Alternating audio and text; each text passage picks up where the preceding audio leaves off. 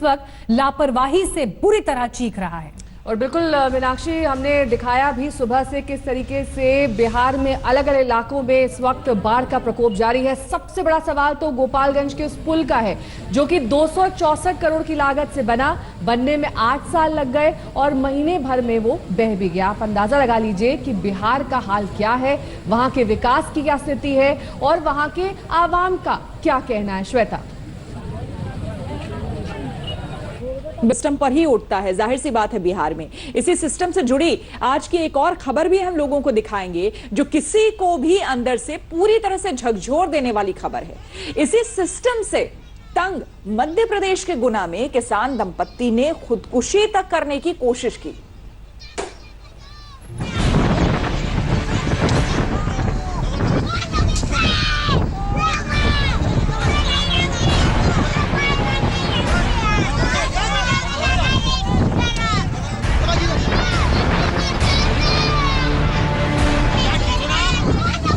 बच्चों के सामने माँ बाप पर पुलिस बेरहमी दिखाती रही।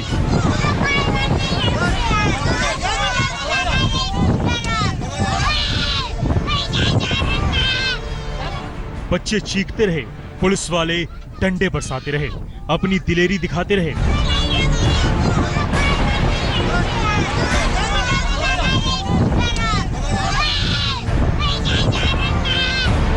ये मध्य प्रदेश की सिंघम समझे जाने वाली पुलिस है जो बीमारों पर लाठियां बरसा रही है।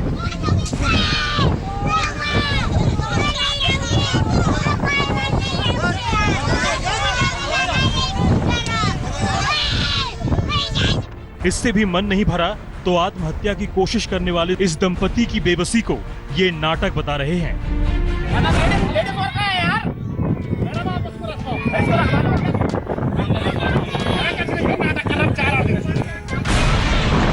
गुना से आई ये तस्वीरें किसी को भी अंदर से झकझोर देंगी। कितनी बेरहम है ये एमपी पुलिस। गुंडे अपराधियों से भी ज्यादा खौफनाक बर्ताव इनका यकीन से परे है।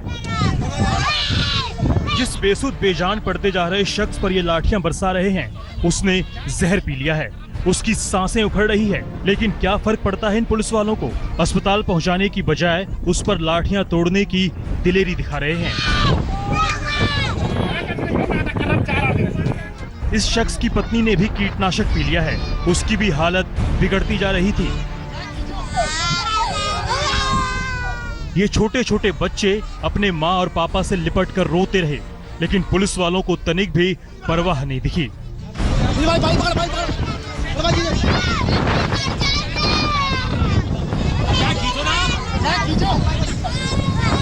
जो पुलिस वाले लाठी बरसा रहे हैं वो एक सरकारी कॉलेज की जमीन पर अतिक्रमण हटाने पहुंचे थे। उस जमीन पर अवैध कब्जा था। उसी जमीन पर यह दंपति खेती बाड़ी कर रहा था। कार्रवाई के दौरान राजू और सावित्री अहिरवार की पुलिस वालों से झड़प हो गई। फिर क्या था, एक एक तस्वीर गवाही दे रही है। बच्चे बिलखते रहे, पुलिस वाले दम लगाकर लाठियां बरसाते रहे। कीटनाशक के असर से बेसुध राजू अहिरवार लाठियों की चोट खाता रहा, तड़पता रहा। बात यहीं तक नहीं रुकी, पुलिस वालों ने 7 लोगों के खिलाफ एफआईआर दर्ज करा दी। गुना इलाका ज्योतिरादित्य सिंधिया का गढ़ माना जाता है। उनके इलाके में पुलिसिया बर्बरता सामने आई तो सवाल उठते ही सरकार चौकन्नी हो गई। DM S Viswanathan, SP Tarun Nayak और आईजी ग्वालियर रेंज राजा बाबू सिंह भी हटा दिए गए। फौरन जांच बिठा दी गई। घटना की जानकारी आते ही कलेक्टर, एसपी, आईजी सारे बदल दिए।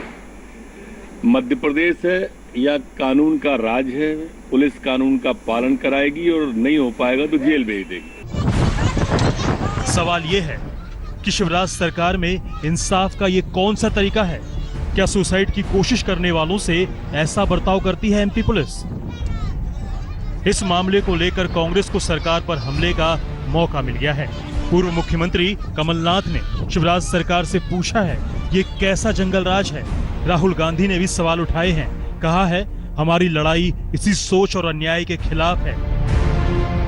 मुख्यमंत्री अपने आप को किसान पुत्र कहते हैं और किसानों के साथ इस तरह का व्यवहार हो रहा है, ये कांग्रेस कभी बर्दाश्त नहीं करेगी। और ये सब इसलिए हो रहा है। और एक एसपी और कलेक्टर को हटाना ये कोई निराकरण नहीं इन समस्याओं का। गुना पुलिस ने जो काम किया है उसकी जितनी निंदा की जाए वो कम है। भरोसा है मुख्यमंत्री शिवराज सिंह चौहान बेरहम पुलिस वालों पर कार्रवाई कर मिसाल पेश करेंगे। गुना से विकास दीक्षित के साथ रवीश पाल सिंह, भोपाल, आज तक। गुना पुलिस ने दरअसल जो किया है वो बताता है कि हम कितने अमानवीय दरअसल हो गए हैं। जो भू माफिया है जिसे पकड़ना था उसे ना पकड़कर जो लोग 2 जून की रोटी कमा रहे थे नेहा और मीनाक्षी, उन पर ये डंडे बरसे हैं। बिल्कुल, और वैसे ही शिवराज सरकार ने जांच टीम तो गठित की है, गुना पहुंच चुकी है टीम और जांच शुरू भी हो चुकी है मीनाक्षी। लेकिन इस घटना के बाद कई सवाल उठ रहे हैं। सवाल ये है कि क्या शिवराज सरकार में पुलिस इस तरह से इंसाफ करती है? अस्पताल पहुंचाने की बजाय दंपत्ति को पीटा गया, पुलिस वालों ने कानून हाथ में क्यों लिया? सबसे बड़ा सवाल तो यहां पर यही है। और जब वीडियो वायरल हुआ, मीडिया का दबाव बना, इस घटना की चौतरफा आलोचना हुई, तो उस आलोचना के बाद तबादले कर दिए गए। लॉ एंड ऑर्डर का सवाल नहीं तो फिर लाठीचार्ज क्यों हुआ? इसकी क्या सफाई है पुलिस के पास? और कसूरवार पुलिस कर्मियों को क्या सरकार सजा दिलाएगी?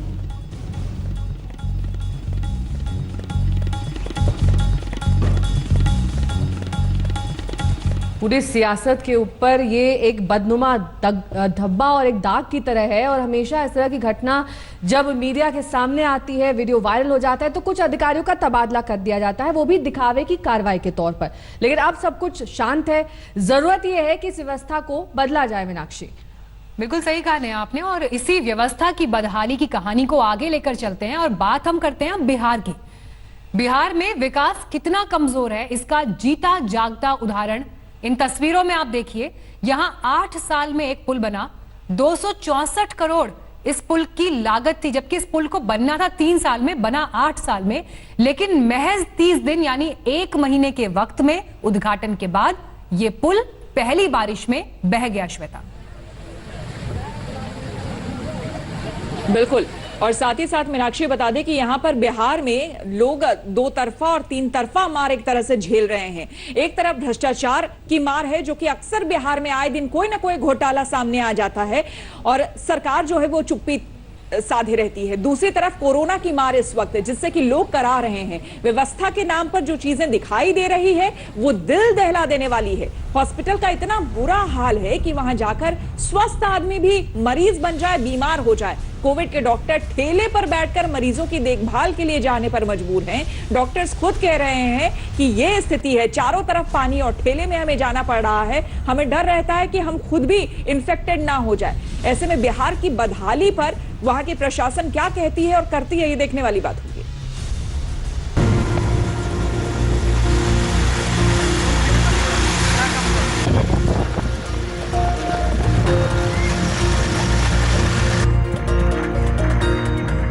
बदकिस्मती इस बार भी बिहार पर हावी है। बाढ़ तबाही मचाने को बेताब है। पानी का प्रहार एक बार फिर बिहार के लोगों की कमर तोड़ रहा है। चारों तरफ पानी ही पानी है और इन सब के बीच में फंसी है बेबस जिंदगी। बिहार के करीब दर्जन भर जिले इस वक्त सैलाब का सितम झेल रहे हैं। ये 4 तस्वीरें देखिए। दरभंगा में कमला बलान नदी का रौद्र रूप दिखा है। स्कूल की इमारत में पानी भर गया है। कटिहार में नेशनल हाईवे 31 पर खतरा मंडराने लगा है। मधेपुरा जिले में भी हाल बेहाल है, वहां जिंदगी बेबस हो गई है। गोपालगंज में तो अपनी जिंदगी बचाने के लिए प्रशासन से नाउम्मीद हो चुके हैं लोग, खुद ही इंतजाम में जुटे हैं। बाढ़ से ग्रस्त बिहार के ये कुछ गिने चुने इलाकों की तस्वीरें हैं। इन मुसीबत के बीच गोपालगंज से जो तस्वीर आई है वो हैरान करने वाली है। वहाँ गंडक नदी में आई बाढ़ से बैकुंठपुर के फैजुल्लापुर में छपरा 70 घाट मुख्य पथ को जोड़ने वाले नए नवेले पुल का एक हिस्सा जमींदोज हो गया। 2012 में इस पुल का निर्माण शुरू किया गया था। 264 करोड़ की लागत आई थी। बीते 16 जून को ही मुख्यमंत्री ने इसका उद्घाटन किया था। लेकिन हश्र देखिए, बिहार में पूरी तरीके से हम कह सकते हैं कि नीतीश जी जो काम कर रहे हैं वो सिर्फ दिखावे के लिए कर रहे हैं। और आनंद फानंद में ये 8 साल लगे पुल को बनने में, 264 करोड़ रुपए का पुल बना और ठीक चुनाव आ गया तो उसको दिखाने के लिए जो है उद्घाटन करने लगे और ये पुल जो है पूरी तरीके से टूट चुका है। सवाल उठे तो पीडब्ल्यूडी मंत्री नंदकिशोर यादव को सफाई देने के लिए आगे आना पड़ा। उन्होंने तो पुल को बिल्कुल सुरक्षित बता दिया। कोई नुकसान नहीं पहुंचा है और 70 घाट पुल से 2 किलोमीटर दूर गोपालगंज की ओर बांध के अंदर जो माइनर ब्रिज बनाए गए हैं, 3 माइनर ब्रिज बनाए गए हैं, उसमें एक माइनर ब्रिज का अप्रोच केवल पानी के तेज बहाव के कारण कटा है। और आप तो बिहार के रहने वाले हैं, आप जानते हैं बिहार के अंदर जब पानी का प्रकोप बढ़ता है, जब नदियों में पानी फैलता है, बढ़ता है, तो हमारी कई सड़कों को बहा के ले जाता है। बिहार सैलाब से बेहाल है, कोरोना का काल है और अब पुल सवाल कर रहा है कि जिम्मेदार कौन? वो सिस्टम जहां करप्शन का राज है, वो अफसर जो पैसे के गुलाम है, या वो ठेकेदार जो करारे नोटों की बिसात पर जिंदगियों का सौदा करने की हिम्मत करते हैं। गोपालगंज से सुनील कुमार तिवारी और पटना से रोहित सिंह के साथ सुजीत झा, आज तक। वैसे तो कोविड का कहर पूरे देश में भयानक तरीके से बढ़ रहा है। दिनों दिन सुरसा की तरह ये महामारी आगे निकलती जा रही है, लेकिन श्वेता, बिहार की जो तस्वीरें हम दिखा रहे हैं वो वाकई बेहद चिंता पैदा करती हैं और फौरन एक्शन की मांग करती हैं। बिल्कुल, क्योंकि बिहार की तस्वीर सब कुछ बयां कर रही है। दरअसल सिस्टम भी यहाँ पर बीमार है मीनाक्षी। यहाँ हम आपको पटना की पीएमसीएच की हालत भी दिखाएंगे, जिसे देखकर किसी को भी डर लग जाने। बिल्कुल, पीएमसीएच पटना ही नहीं बल्कि पूरे बिहार का सबसे बड़ा हॉस्पिटल है और इसकी हालत देखकर आप पूरे बिहार की स्वास्थ्य व्यवस्था की कल्पना कर सकते हैं, क्योंकि यहाँ पर जिस तरह की व्यवस्था है वो चरमराती हुई है। लोग बेहाल हैं लेकिन प्रशासन सुस्त है।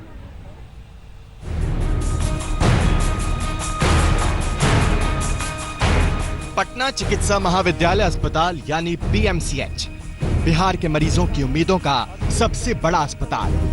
बिहार के कोने कोने से मरीज यहाँ इलाज के लिए पहुँचते हैं, लेकिन कोरोना काल ने पीएमसीएच के इंतजामों की पोल खोल दी है। और ये पोल किसी और ने नहीं बल्कि यूथ जेडीए की पटना महानगर इकाई के प्रवक्ता अमित कुमार सिंह ने खोली है।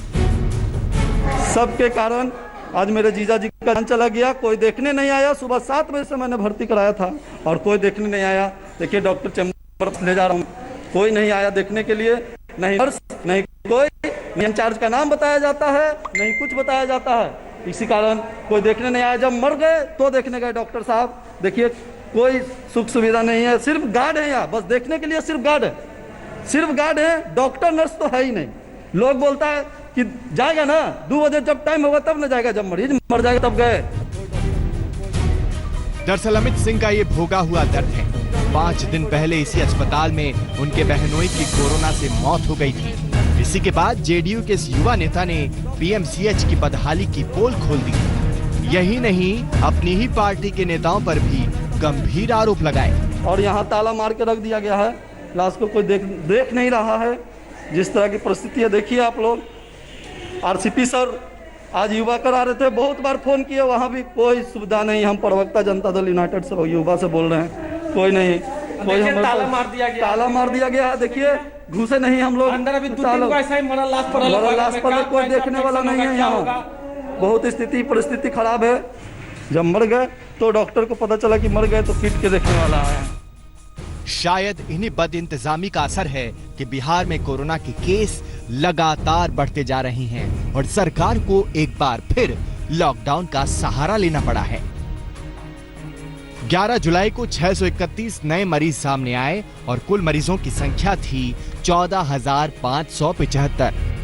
12 जुलाई को नए 798 मरीजों के साथ कुल संख्या 15,373 हो गई। 13 जुलाई को 1269 नए मामले सामने आए और कुल आंकड़ा 16,642 पर पहुंच गया। 14 जुलाई को 1317 नए मामले सामने आए और कुल आंकड़ा 17,959 पर पहुंचा। 15 जुलाई को 1320 नए मामले सामने आए और कुल आंकड़ा 20,173 पर पहुंचा। हालांकि बिहार सरकार रिकवरी रेट के जरिए सब कुछ ठीक बताने की कोशिश कर रही है। लगातार माननीय मुख्यमंत्री जी ने यह निर्देश दिया था कि 10,000 के ऊपर बिहार के अंदर जांच होनी चाहिए। तो आज से 4 महीने पहले एक भी जांच यहाँ नहीं होता था, लेकिन लगातार हम लोगों ने अपनी क्षमता को बढ़ाया है। जहां एक भी केंद्र नहीं था, आज 51 केंद्रों पर जांच की जा रही है। और जहां आंकड़ा 0 था 4 महीना पहले, आज हम 10,000 से भी अधिक सैंपल टेस्ट करने में सफल हुए हैं और अब प्रतिदिन इसी आंकड़े के साथ करेंगे और भी आगे बढ़ने का लक्ष्य हम लोगों ने निर्धारित किया है। रिकवरी रेट बेशक राहत पहुंचाने वाला है, लेकिन जिस तरीके से बिहार में कोरोना के मामले बढ़ते जा रहे हैं, जरूरी है कि इंतजामों को बेहतर बनाकर इसे काबू किया जाए। रोहित सिंह, पटना, आज तक। बिहार का जो सबसे बड़ा अस्पताल माना जाता है यानी पीएमसीएच, उसकी हालत आपने देख ली और आप अंदाजा लगा सकते होंगे कि वहां पर क्या स्थिति है। अब जरा इससे बाहर निकलते हैं और आपको हम दिखाते हैं कि यहां पर कोविड के नाम पर किस तरह का, एक तरह से कह लें कि मजाक चल रहा है। नेहा, बिल्कुल, कई अस्पताल जो हैं वो सुविधाओं के नाम पर एक धत्ता है, पूरी तरीके से जलमग्न हो चुके हैं। बाहर अगर अस्पताल की तस्वीरें जो हम आपको दिखा रहे हैं देखी जाए तो डॉक्टर्स जो हैं वो अस्पताल तक पहुंचने के लिए ठेले का सहारा ले रहे हैं। क्वारंटीन सेंटर बनाए गए हैं, उसके नाम पर मजाक चल रहा है। यहाँ पर मौजूद मरीज भगवान भरोसे हैं। मीनाक्षी, नया यहाँ मरीज ही नहीं बल्कि खुद डॉक्टर भी भगवान भरोसे हैं, जिस बात का आपने जिक्र भी किया, क्योंकि अस्पताल पहुंचने के लिए किस तरह से आपको चुनौती है वैतरणी पार करने की, उसकी तस्वीर अगर इस वक्त आप देख लें, ये देखिए किस तरह से डॉक्टर साहब ठेले पर सवार होकर मजबूर हैं अस्पताल, ये कोविड का जो केयर सेंटर है वहां तक पहुंचने के लिए। इस तस्वीर को जिसने भी देखा वो इस वक्त यही सोच रहा है कि 21वीं सदी में महामारी से निपटने के लिए अगर ऐसे इंतजाम होंगे तो फिर विकास के दावे, इंतजामों के दावों को लेकर क्या कहा जाए, शब्द कम पड़ जाते हैं। बिहार के बाहर की ये तस्वीर देख लीजिए। सुपौल के निर्मली का ये कोविड-19 केयर सेंटर है। चारों तरफ पानी भरा हुआ है और डॉक्टर साहब ठेले पर सवार होकर मरीज का इलाज करने जा रहे हैं।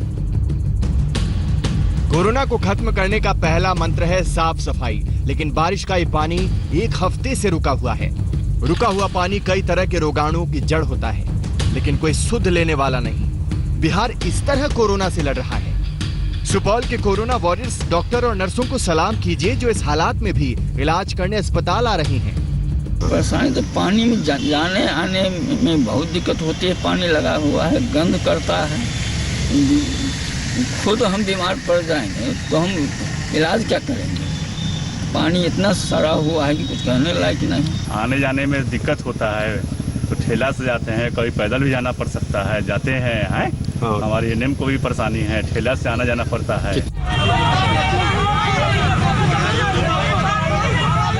बिहार के बाहर की एक और तस्वीर देखिए। आरा में लोग इस गुस्से में सड़क पर जाम लगाकर हंगामा कर रहे हैं कि कोरोना जांच में मनमानी हो रही है। दरअसल बुधवार को आरा के सांस्कृतिक भवन में जिला स्वास्थ्य विभाग की ओर से कोरोना जांच शिविर लगाया गया था। लोगों ने जांच कर्मियों पर मनमानी का आरोप लगाते हुए ऐसा हंगामा किया कि शिविर में कोरोना जांच करने पहुंचे स्वास्थ्य कर्मी भाग खड़े हुए। कोरोना महामारी के खिलाफ बिहार में किस तरह जंग चल रही है, उसकी एक और तस्वीर देख लीजिए।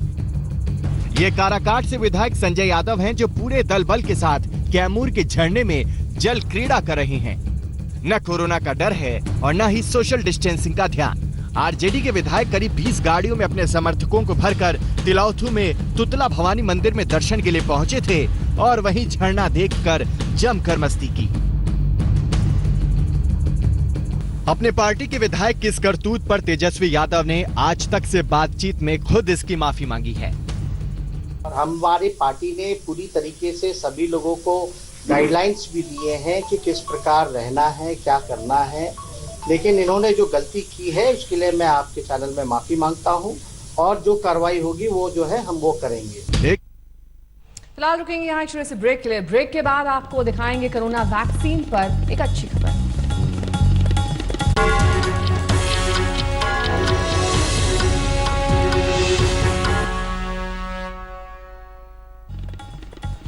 ब्रेक के बाद एक बार फिर आपका स्वागत है। आपने देखा कि कोरोना से किस तरह बिहार जूझ रहा है। इन सब के बीच आपको ये बता दें कि कोरोना वायरस की वैक्सीन को लेकर दुनिया भर में ट्रायल जारी है।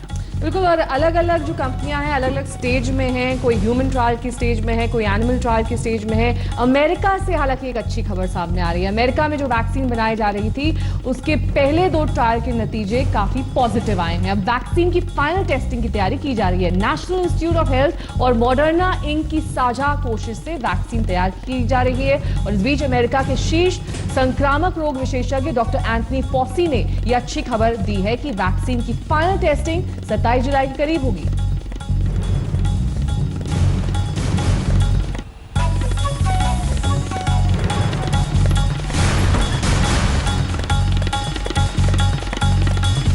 यहाँ पर हम रुकेंगे एक छोटी सी ब्रेक के लिए। ब्रेक के बाद आपको बताएंगे लौट कर चीन चालबाजी पर आया।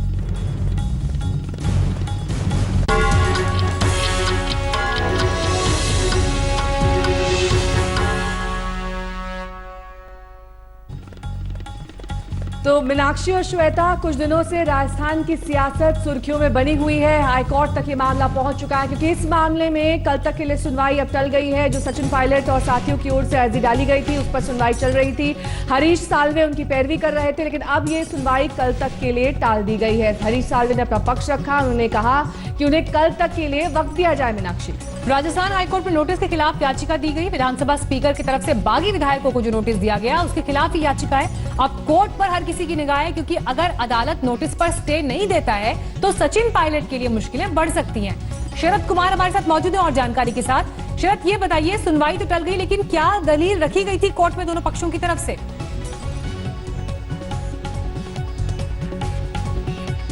शरद, आप सुन पा रहे हैं?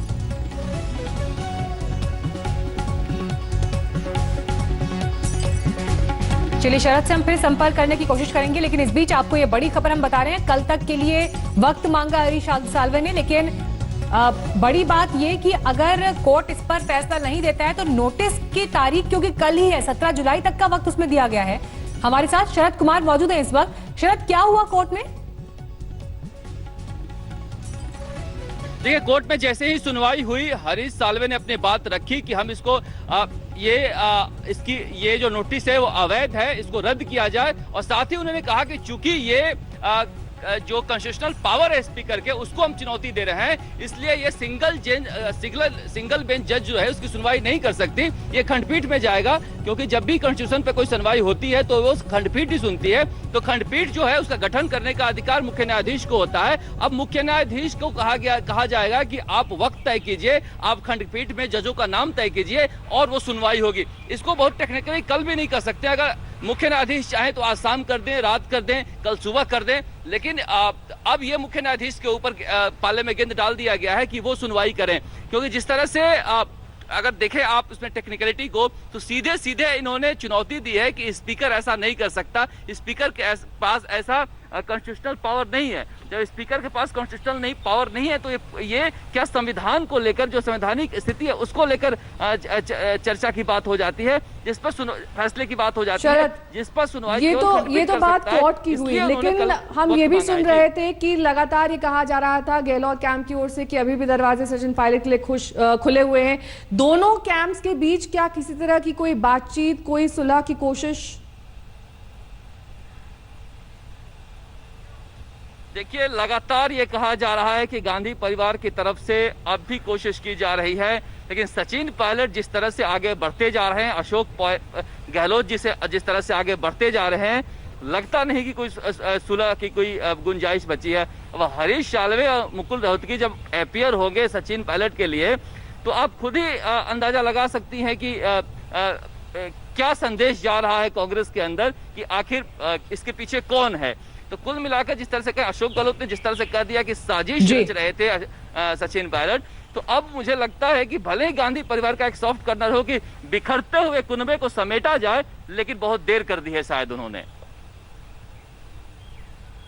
बिल्कुल बिल्कुल। और ये भी खबरें आ चुकी है कि सचिन पायलट जो है कोशिश कर चुके थे पहले हाईकोर्ट भी जाने के पहले कि कांग्रेस की तरफ से कोई वकील सामने आए, लेकिन वो भी नहीं हो पाया, तो आखिरकार हरीश साल्वे को अप्रोच करना पड़ा। बहुत बहुत धन्यवाद शरद आपका, आपसे और हम जानकारी लेंगे। इस बीच हम बता दें कि राजस्थान हाईकोर्ट में कल तक के लिए सुनवाई भले ही टल गई हो, लेकिन ये तूफान थमने का नाम नहीं ले रहा है। यहां अब भी सचिन और गहलोत खेमा एक दूसरे को लेकर सियासत करने में जुटे हैं। वहीं प्रियंका गांधी ने पायलट को मनाने की कवायद तेज कर दी है। उन्होंने 2 बड़े नेताओं को सचिन से फिर बात करने के लिए बोला है। पहले थे पायलट साहब, उनके हाथ में कुछ नहीं वहाँ पर, वो तो खुद ही वहाँ पे पूरी कुनबा जो है वो बीजेपी के हाथों में खेल रहे हैं। जिस कद्दावर नेता पर गहलोत ने इतना बड़ा आरोप लगाया, उसी कद्दावर नेता को मनाने की कोशिश मंद नहीं हुई। सचिन पायलट को कांग्रेस खोना नहीं चाहती। सूत्र बताते हैं कि इसी वजह से उन्हें मनाने के लिए पार्टी ने एक और कोशिश तेज कर दी है। जानकारी के मुताबिक प्रियंका गांधी ने पायलट को मनाने की तैयारी की है। उन्होंने पार्टी के वरिष्ठ नेता अहमद पटेल और केसी वेणुगोपाल को नाराज पायलट से बातचीत के लिए कहा है। अभी एक दिन पहले ही गहलोत ने शब्दों के वाण चलाए। पार्टी के नरम रवैये के बाद भी परवाह नहीं करते हुए मुख्यमंत्री ने कह दिया कि उनके पास हॉर्स ट्रेडिंग के पुख्ता सबूत हैं।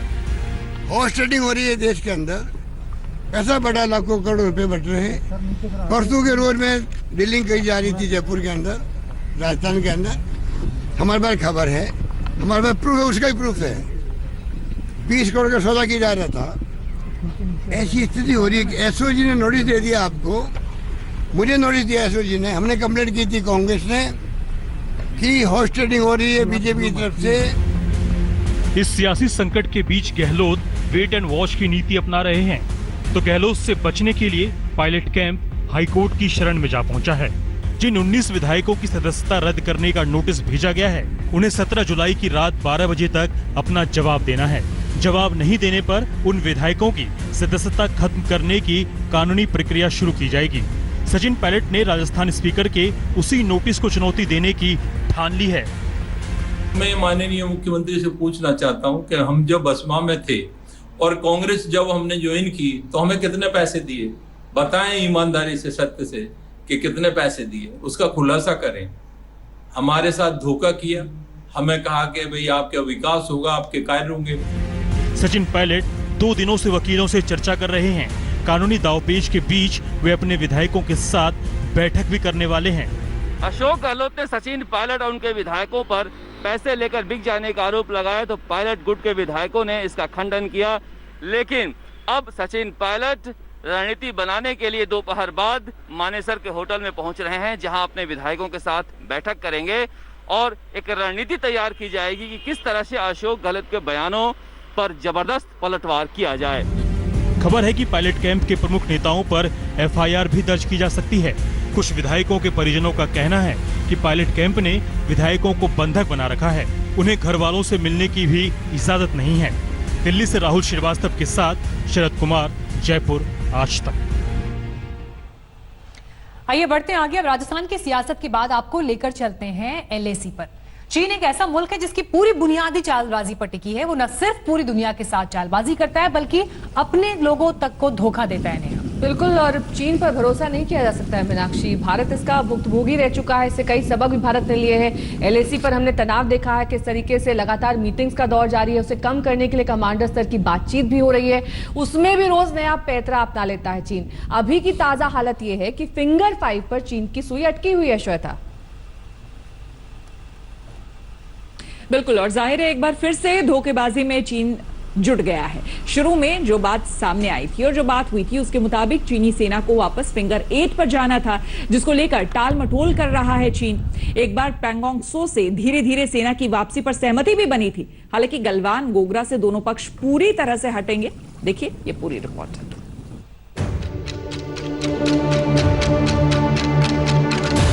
कहते हैं रस्सी जल गई लेकिन ऐठन नहीं गई। चीन के साथ कुछ ऐसा ही है। पूर्वी लद्दाख में मात खाने के बाद भी उसकी चालबाजियां जारी है। चौतरफा घिरने के बाद भी तेवर तो ढीले पड़े, लेकिन वो नाटक करने से बाज नहीं आ रहा। एक तरफ तो बातचीत की टेबल पर बैठ रहा है और दूसरी तरफ अड़ियल रुख भी अपना रहा है। चुशूल में चीन ने लेफ्टिनेंट जनरल स्तर की चौथी बैठक में 14 घंटे तक बात की। टकराव के सभी मुद्दों पर चर्चा की गई, लेकिन पैंगोंग में चीन ने पेच फंसा दिया। फिंगर 4 से चीन की पीपुल्स लिबरेशन आर्मी ने भले ही अपने तंबू उखाड़ लिए हों, लेकिन फिंगर 5 पर वो अब भी अड़ा हुआ है। मंगलवार को चुशूल में भारत और चीनी सेना के बीच कोर कमांडर स्तर की बातचीत के बाद कुछ अच्छे संकेत आने शुरू हो गए हैं। इस मैराथन बैठक के बाद ज्यादातर इलाकों से, गलवान घाटी से लेकर अलग अलग इलाकों से चीनी सेना पीछे हटी है, लेकिन अभी भी खासतौर से टेंगुंग शोले के इलाके में चीनी सेना फिंगर 8 तक जाने को राजी नहीं दिख रही है। हालांकि अभी भी चीनी सेना फिंगर 5 तक गई है और कुछ फिंगर 4 में चीनी सेना ने ग्रीन और ब्लैक टॉप से अपने सैन्य इंफ्रास्ट्रक्चर को हटाया है। लेकिन इस बीच भारत ने भी साफ कर दिया है कि जब तक चीनी सेना पूरी तरह से अपने बेसिस में वापस नहीं जाती, यानी कि जो अप्रैल की स्थिति थी पूर्वी लद्दाख के अलग अलग इलाकों में, वहां पर चीनी सेना को जाना ही होगा। चीन कितनी भी चालें चल ले, लेकिन भारत का रुख साफ है। चीन के साथ हुई बैठक में भारत ने साफ कर दिया है कि चीन पूरी तरह से पीछे हटे। बैठक में कहा गया है कि चीन अप्रैल वाली स्थिति बहाल करे। जब तक चीन फिंगर 8 वाली पोजीशन पर नहीं जाता, तब तक बात नहीं बनेगी। भारत ने कहा है कि खाली जगह पर किसी भी तरह की पेट्रोलिंग नहीं की जाएगी। हालांकि चीन टकराव की बाकी सारी जगहों पर पीछे हटने को तैयार है, लेकिन पैंगोंग में वापसी को लेकर चीन वादा खिलाफी कर रहा है। राष्ट्रीय सुरक्षा सलाहकार अजीत डोभाल के साथ चीनी विदेश मंत्री की बात में साफ साफ तय हुआ था कि दोनों सेनाएं पूरी तरह से पहले की स्थिति में वापस लौटेंगी। इस बीच चीन की प्रोपेगेंडा मशीन तेजी से दौड़ रही है। चीन साबित करने की कोशिश कर रहा है कि उसकी सेना पीछे हट रही है। चीन ने कहा, पीएलए ने पहले ही गोगरा, हॉट स्प्रिंग्स और गलवान घाटी से सैनिकों को वापस बुला लिया है। पिछले एक हफ्ते में भारत की मांग के मुताबिक हमने पैंगोंग त्सो क्षेत्र और फिंगर 4 में अपनी मौजूदगी को कम कर दिया है। चारों तरफ से अमेरिका चाइना के अगेंस्ट अटैक कर रहा है, जिसे कहते हैं डेथ बाय 1000 कट्स, और इंडिया को भी सपोर्ट कर रहा है। तो इसमें क्लियर है कि ट्रंप चाइना को लाइक नहीं करता और उसकी हरकतों को टॉलरेट नहीं करेगा। तो ये हमारे लिए अच्छा है, हिंदुस्तान के लिए अच्छा है कि अमेरिका हमको सपोर्ट कर रहा है एक तरीके से। चीन के साथ चल रही बातचीत पर भारतीय सेना ने कहा कि भारत और चीन एलएसी के साथ मौजूदा स्थिति को दूर करने के लिए स्थापित सैन्य और राजनयिक चैनलों के जरिए चर्चा में लगे हैं। पीएलए और भारतीय सेना के कमांडरों के बीच भारत की तरफ चुशूल में बैठक हुई। वरिष्ठ कमांडरों ने पूरी तरह से शांति बहाल करने पर चर्चा की। दोनों पक्ष संपूर्ण शांति बहाली के लिए प्रतिबद्ध हैं। यह प्रक्रिया जटिल है, इसे राजनयिक और सैन्य स्तर पर नियमित बैठकों के जरिए आगे ले जा रहे हैं। चीन की नसों में ही धोखे का लहू बहता है। उसके दिमाग पर विस्तारवाद की सनक सवार है, लेकिन भारत ने जब से उसके सनकी दिमाग पर प्रहार किया है, उसने अपना सूझबूझ खो दिया है। चीन के राष्ट्रपति शी जिनपिंग के लिए बेहतर तो यही होगा कि वो अपनी सेना को पीछे हटाए, अंतर्राष्ट्रीय नियमों का पालन करे, वरना भारत को सबक सिखाना आता है। मंजीत नेगी, दिल्ली, आज तक। तो चीन की चालबाजी की खबर आपने देखी। अब वो खबर आपको दिखाते हैं जिसने आज आधी रात को पूरी दुनिया में एक तरह से भूचाल ला दिया। Barack Obama, Joe Biden, Benjamin Netanyahu, Bill Gates, Elon Musk जैसे तमाम बड़े दिग्गज लोग समेत दुनिया की बड़ी बड़ी हस्तियों के ट्विटर अकाउंट्स एकाएक हैक हो गए। मीनाक्षी, और देखिए, ट्विटर की सारी सिक्योरिटी को बौना साबित करते हुए इन हैकर्स ने इस बड़ी हैकिंग को अंजाम दिया। बड़ी हस्तियों के अकाउंट्स हैक होने के बाद ट्विटर पर भी अब कई तरह के सवाल नेहा उठ रहे हैं। दरअसल ट्विटर में किस तरीके की सिक्योरिटी मेजर्स होते हैं, इसकी एक तरीके से पोल खुल गई। किस तरीके से आपका अकाउंट कितना सुरक्षित होता है, यह आज सामने आया। हैक किए गए अकाउंट्स पर किए गए पोस्ट में बिटकॉइन में दान मांगा गया था। हैक करके फर्जी ट्वीट के जरिए दान में भेजे गए बिटकॉइन को वो दोगुना लौटाने का दावा कर रहे थे। कई लोगों ने दान दे भी दिया और उसके फौरन बाद ये ट्वीट्स डिलीट कर दिए गए।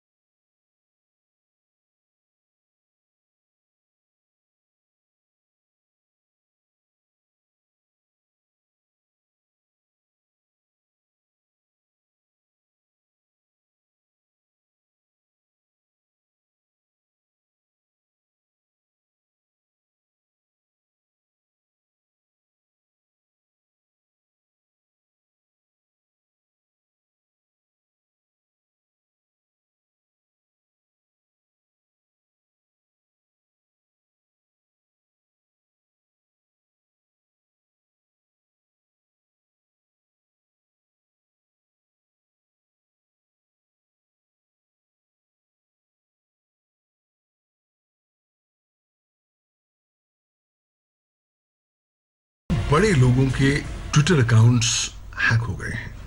ये नॉर्मल ट्विटर अकाउंट्स नहीं हैं, ये वो ट्विटर अकाउंट्स हैं जिनमें लाखों फॉलोअर्स हैं। और जब आप इस तरह के ट्विटर अकाउंट को हैक करते हैं तब आप एक संदेश देते हैं एक साइबर क्रिमिनल होने के नाते कि देखिए, मैं आपके हर सिस्टम, हर नेटवर्क की साइबर सुरक्षा में सेंध लगा सकता हूं और आपके डेटा को नकारात्मक रूप से प्रभावित कर सकता हूं। हैकरों के निशाने पर अरबपति कारोबारी और बड़ी हस्तियां भी शामिल रही। अमेज़न के सीईओ जेफ बेजोस, माइक्रोसॉफ्ट के को-फाउंडर बिल गेट्स, टेस्ला के CEO Elon Musk, Berkshire Hathaway के सीईओ वॉरेन बफेट, अमेरिका के मशहूर रैपर कान्ये वेस्ट, अमेरिका के मशहूर rapper Wiz Khalifa, YouTuber Mister Beast. दुनिया के दिग्गजों का ट्विटर अकाउंट हैक हो जाने के बाद ट्विटर हरकत में आया। ट्विटर के सीईओ जैक ने कहा, जो हैकिंग हुई उसे हमने रोकने की कोशिश की। इसके लिए काफी अकाउंट्स को बंद कर दिया गया। अब अकाउंट्स फिर शुरू किए जा चुके हैं। ये हैकिंग कैसे हुई और इसके पीछे कौन था, इसकी जांच जारी है। ये जो ट्विटर अकाउंट हैक हुए हैं, कुछ स्पेशल लोगों के हैक हुए हैं, जो सेलिब्रिटीज हैं, जिनके लार्ज फॉलोअर्स हैं, और वो एक पर्पस के थ्रू किए गए हैं। स्ट्रैटेजिक कैंपेन इसको बोलते हैं, जिसमें कि हैकर इस तरह के अकाउंट हैक करके, इनको स्पेयर फिशिंग अटैक बोलते हैं, हैक करके उस पर कोई पोस्ट डालकर लोगों को ल्योर करके उनको लूटने की कोशिश करता है। ट्विटर आज पूरी दुनिया में मशहूर है। उसके जरिए बड़ी हस्तियां अपनी बात करोड़ों लोगों तक पहुंचाती है। ऐसे में हैकरों के हमले से ट्विटर की साख पर बट्टा लगा है। ट्विटर को इससे सबक लेते हुए फुल प्रूफ बनाने की जरूरत है, ताकि भविष्य में ऐसी कोई घटना दोबारा ना हो। आज तक ब्यूरो। फिलहाल हम रुक रहे हैं ब्रेक के लिए, लेकिन ब्रेक के बाद एक बहुत अहम खबर कर रही है आपका इंतजार। रिया चक्रवर्ती ने सीबीआई जांच की डिमांड की है सुशांत सिंह राजपूत के मौत के मामले में। इस पर आपको अपडेट देंगे ब्रेक के बाद। देखते रहिए आज तक।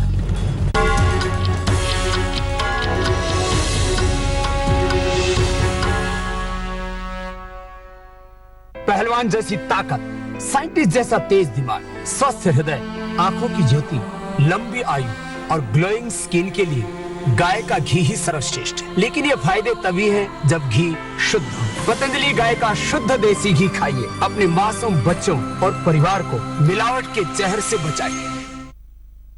देखिए, मार्केट पे कई तरह के जेल अवेलेबल हैं। कई जेल सिर्फ त्वचा पे काम करते हैं, जलन देते हैं और ठंडक देते हैं और आपको लगता है आराम मिल रहा है, लेकिन वो दर्द की जड़ तक नहीं जा रहे। नया आयोडेक्स अल्ट्रा जेल अंदरूनी सूजन घटाए, दर्द को जड़ से मिटाए। मैं रिकमेंड करूंगा नया आयोडेक्स अल्ट्रा जेल का फॉर्मूला। डॉक्टर, राहुल कुछ चिड़चिड़ा सा है। ये शायद कपड़े की गीली नापी की वजह से हो। कपड़े से गीलापन तुरंत फैलता है, जिससे उसे ठंड लग सकती है। इसीलिए रात में जरूरी है पैम्पर्स पैड्स।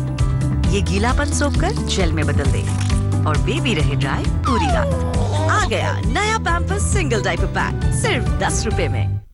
जब दिलों की दूरियां सिमटती जा रही थी, इश्क की मंजिल करीब आ रही थी, तभी कोई आया बगदाद। आखिर क्या है इसका राज?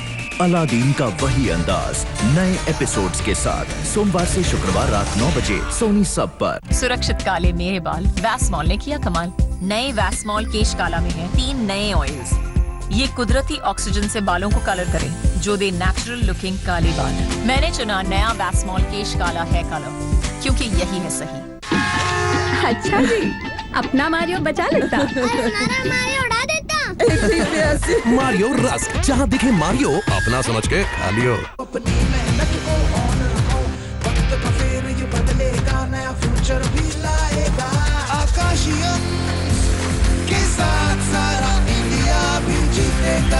तैयारी होगी पूरी जब पढ़ाई रहेगी जारी, तो आज कीजिए पढ़ाई ऑनलाइन शुरू, कल करेंगे क्लासरूम में कंटिन्यू। अब पढ़ने के लिए नया कंप्यूटर भी मिलेगा और डोसे के लिए नया पैन भी, क्योंकि अपनी दुकान में मिलेंगे आपकी जरूरतों के सारे सामान पूरी हिफाजत के साथ। बताइए क्या चाहिए? Amazon, आपकी अपनी दुकान। बार बार सर्दी, खांसी या कमजोरी का कारण हो सकता है कमजोर इम्यूनिटी। लीजिए रिवाइटल एज रोजाना। इसका नेचुरल जिनसिंग एनर्जी बनाए रखे और विटामिन सी और जिंक इम्यूनिटी बढ़ाए। रिवाइटल एज, रहो चार्ज। दुनिया फिर से चलने लगी है, पर तुम दौड़ना चाहोगे। इसलिए तुम्हें स्ट्रॉन्ग बनना होगा ताकि बीमारियां तुम्हारी रफ्तार न रोक सके। बोनवीटा विथ 8 इम्यूनिटी न्यूट्रिएंट्स जो बनाए इम्यूनिटी हर दिन। वीको टर्मरिक क्रीम, इसमें है हल्दी और चंदन के गुण जो कील मुहासे दूर करे और दे नेचुरल सुंदरता। वीको टर्मरिक क्रीम 24 कैरेट सौंदर्य दे सोने जैसा निखार।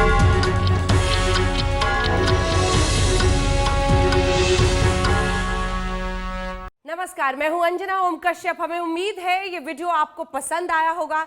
लेटेस्ट खबरों के लिए यूं ही देखते रहिए आज तक, और इस वीडियो के पसंद आने पर लाइक, शेयर एंड सब्सक्राइब करना ना भूलें।